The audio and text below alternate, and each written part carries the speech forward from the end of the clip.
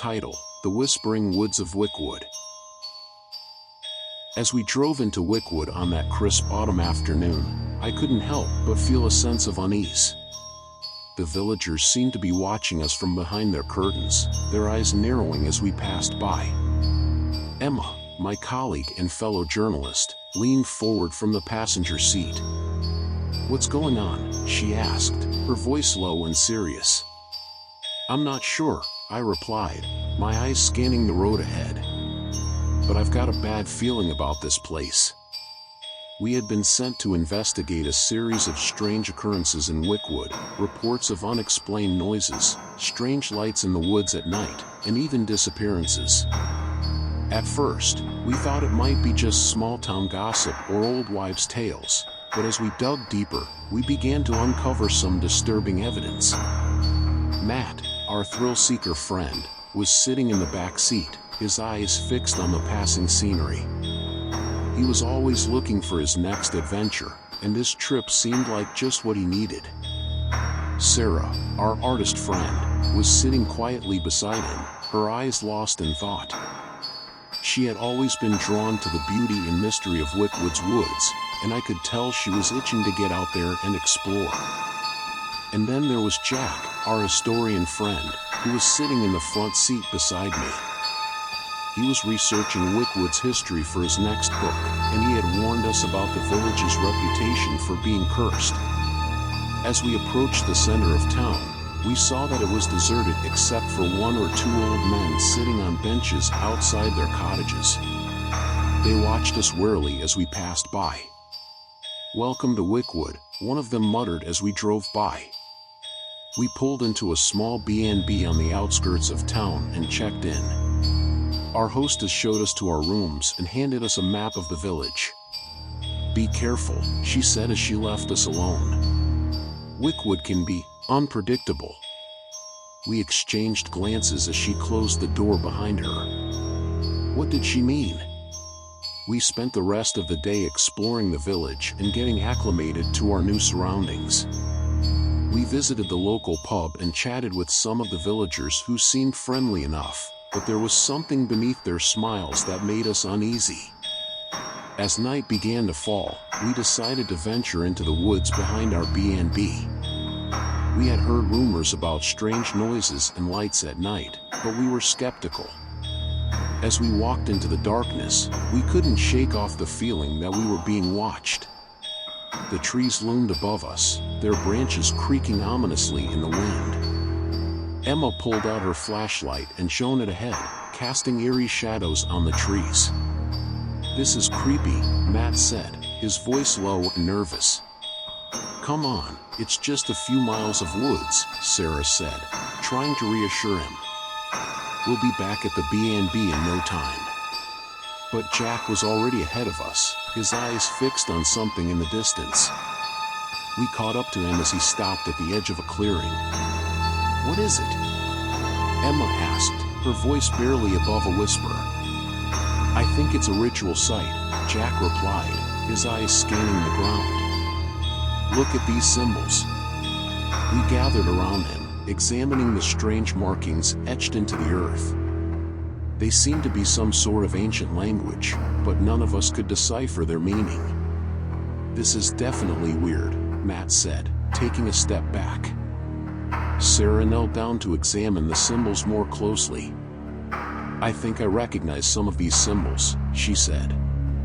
"They're from an ancient cult that was thought to be extinct." "Great," Emma said, rolling her eyes. "Just what we need, a bunch of ancient cultists lurking around in the woods." But Jack was undeterred. "This is exactly what we're looking for," he said. "A clue to what's going on in this village." As we continued to explore the clearing, we stumbled upon an old, crumbling stone statue. It was covered in moss and lichen, and its eyes seemed to stare out into the darkness. "This is creepy," Emma said again. "I think we should head back," Matt said, already turning to leave. But Sarah was fascinated by the statue. She reached out to touch it, and as she did, the air seemed to grow colder. The wind picked up, and we heard a faint whispering in our ears. "What's that?" Emma asked, her voice trembling. Sarah's eyes were fixed on the statue. "I think it's calling us." And then, as suddenly as it started, the whispering stopped. The wind died down, and the clearing fell silent. "What did you say?" Matt asked, his voice barely above a whisper. Sarah's eyes were still fixed on the statue. I think it's telling us something." We exchanged glances, unsure of what to do next. As we turned to leave, we couldn't shake off the feeling that we were being watched. The statue seemed to be staring at us, its eyes cold and unblinking. We walked back through the woods, the silence between us growing thicker and more oppressive. When we finally emerged from the trees, we were greeted by the warm glow of the B&B's porch light. Our hostess was waiting for us, a look of concern on her face.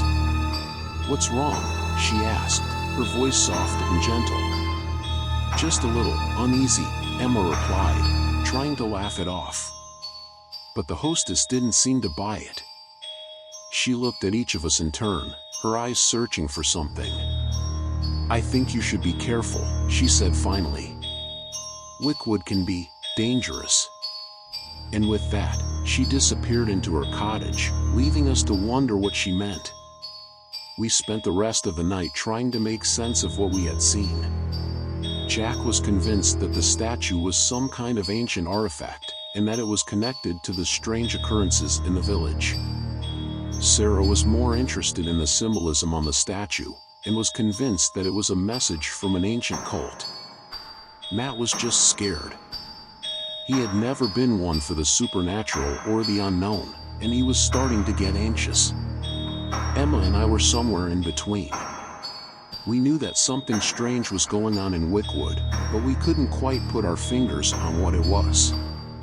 As we drifted off to sleep, we couldn't shake off the feeling that we were being watched. And when we woke up the next morning, we knew that we had to start digging deeper into the mystery of Wickwood. We spent the day exploring the village, talking to the locals and trying to get a sense of what was going on. But as we delved deeper into the mystery, we started to realize that something was very wrong. The villagers seemed to be hiding something, and we couldn't shake off the feeling that they were watching us. The wind seemed to carry a strange energy, and we could feel it coursing through our veins. As night began to fall, we gathered around the fireplace in our B&B's common room. We were all tired and wired, but we knew that we had to keep pushing forward. "We need to get to the bottom of this," Emma said, her voice low and determined. "I agree," Jack said, his eyes burning with intensity. "But I think we're running out of time." And with that, we settled in for a long night of research and discussion. We knew that tomorrow would bring new challenges, but we were determined to uncover the truth about Wickwood. Little did we know that tomorrow would bring more than just challenges. It would bring terror. We spent the night poring over ancient texts and local legends, trying to piece together the mystery of Wickwood. As we delved deeper into the research, we began to uncover a dark and sinister history. Wickwood, it seemed, was a village cursed by the devil himself.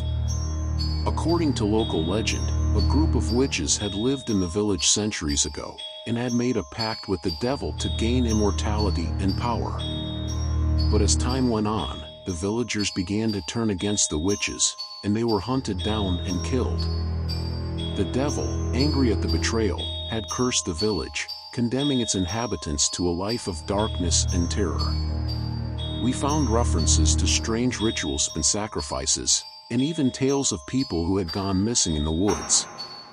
The villagers seemed to be living in fear of something, but we couldn't quite put our fingers on what it was. As we read on, we started to feel a creeping sense of unease. The wind outside seemed to be picking up, and we could feel the hairs on the back of our necks standing on end. "Guys, I think we should get some sleep," Emma said, her voice trembling. "We can't keep going on like this." But Jack was too caught up in the research. He was convinced that he had stumbled upon something huge, and he was determined to uncover the truth. "I found something," he said, his eyes shining with excitement. "A ritual site deep in the woods. It's supposed to be where the witches made their pact with the devil." Sarah looked up from her book, her eyes wide with fear. "Are you sure that's a good idea?" she asked. But Jack was undeterred. "We have to know what's going on," he said. "We can't just leave this place without knowing what's going on." And with that, we decided to head out into the woods at dawn. We packed our bags, grabbed our flashlights, and set off into the darkness. As we walked, we couldn't shake off the feeling that we were being watched. The wind seemed to be carrying a strange energy, and we could feel it coursing through our veins. We stumbled upon the ritual site hours later, and what we found was beyond anything we could have imagined. The site was surrounded by ancient symbols, etched into the earth in a language that none of us could understand. In the center of the site stood a massive stone statue, its eyes glowing with an otherworldly light. And as we approached the statue, we felt it. The energy of the wind changed. It became colder, more intense. And we could feel it, watching us. "We need to get out of here," Emma said, her voice trembling. But it was too late. The wind began to pick up speed, and we could feel it carrying us towards the statue. And as we reached out to touch it, the world went black. When we came to, we were lying on the ground, surrounded by the dark woods. The wind was still blowing, but it was no longer carrying the same energy. We were all shaken, but none of us were injured. As we sat up, we looked around at each other. We were all pale and drawn, and our eyes were wide with fear. What happened?" Emma asked, her voice shaking. "I don't know," Jack said, his eyes scanning the area. "But I think we need to get out of here. Now." We quickly gathered our things and set off back towards the village. But as we walked, we couldn't shake off the feeling that something was watching us. We didn't speak until we reached the village. Then, we all collapsed onto the nearest bench, exhausted. "What did we just experience?" Sarah asked, her voice barely above a whisper. "I think we just touched something," Jack said, his eyes still wide with fear. "Something that's not supposed to be touched." "And what was that thing?" Emma asked, her voice trembling. "I don't know," Jack replied. "But I think it's connected to the statue." We sat there for a long time, trying to process what had just happened. But as we sat there, we started to feel a strange sensation, as if we were being pulled back to the statue. "It's happening again," Emma whispered, her eyes wide with fear. And as we looked at each other, we knew that something was awakening, something that was ancient and evil. The wind began to pick up again, and we could feel it carrying us towards the statue. We tried to resist, but it was no use. We were being pulled back to the ritual site, and we knew that this time, it would be different. As we walked back into the woods, we knew that our lives would never be the same. We had awakened something ancient and evil, and now we had to face the consequences. We stumbled upon the ritual site once more, and this time, we found it changed. The symbols were glowing with an otherworldly light, and the air was thick with an eerie energy. And as we approached the statue, it began to move. The statue's eyes glowed brighter, and its mouth opened in a silent scream. And as we watched in horror, the wind began to howl. As we watched in horror, the statue began to move. Its stone body cracked and crumbled, revealing a dark, twisted mass beneath. The air was filled with the stench of decay and corruption, and we could feel the very fabric of reality begin to unravel. The wind howled louder, and the trees creaked and groaned as if they were being pulled apart by some unseen force. We stumbled backward, trying to get away from the statue, but it was too late. The twisted mass began to take shape, forming into a dark, humanoid figure. Its eyes glowed with an otherworldly energy, and its mouth was twisted into a grotesque grin. "Welcome, mortals," it hissed in a voice that sent shivers down our spines. "I am the Awakened One, and I shall bring forth a new era of darkness and terror." We tried to run, but our feet felt heavy and unresponsive. We were trapped in place, unable to move or escape. The figure began to laugh, a cold, mirthless sound that seemed to come from the very depths of hell. And as we watched in horror, it began to change. Its body began to stretch and contort, twisting into impossible shapes. Its skin turned gray and decaying, and its eyes glowed with an intense, malevolent light. We were paralyzed with fear, unable to move or speak. We were trapped in a living nightmare, and we knew that we would never be the same again. As the figure continued to twist and contort, we saw something that made our blood run cold. It was a vision of the future, a glimpse of what was to come. We saw cities burning, people screaming in terror. We saw armies of darkness marching across the land, destroying everything in their path. And we saw ourselves, trapped and helpless in the midst of it all. The vision faded, and we were left staring at the twisted mass in front of us. It was still laughing, its eyes still glowing with malevolent energy. And then, just as suddenly as it had begun, everything went silent. The wind stopped howling, the trees stopped creaking, and the twisted mass froze in place. We were left standing there, frozen in terror, unsure of what to do next. We knew that our lives would never be the same again. We had awakened something ancient and evil, and now we had to face the consequences. As we stood there, frozen in fear, we knew that we had to get out of there. We had to leave Wickwood behind and never come back. But as we turned to run, we saw something that made our hearts sink. The village was empty. The streets were deserted. And in the distance, we could see it, the dark figure was moving towards us. We turned to run, but it was too late. The dark figure was already upon us, its twisted mass looming over us like a specter of doom. We tried to scream, but our voices were frozen in our throats. We tried to move, but our legs were heavy and unresponsive. The figure reached out with a twisted hand, and we felt a cold, clammy touch on our skin.